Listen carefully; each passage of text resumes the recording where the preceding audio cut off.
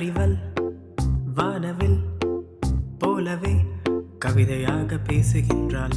புன்னகை பூக்களை தேவதை என்னிடத்தில் வீசுகின்றாள். கண்ணோடு கண்கள் மோதி காதல் இன்று வந்ததே, என்னோடு நானும் இல்லை என்று நெஞ்சம் சொல்லுதே. பதாக ஏந்துகின்ற ராணி போல செல்கிறாள், கனாவில் வந்து வந்து கலகம் ஒன்று செய்கிறாள்.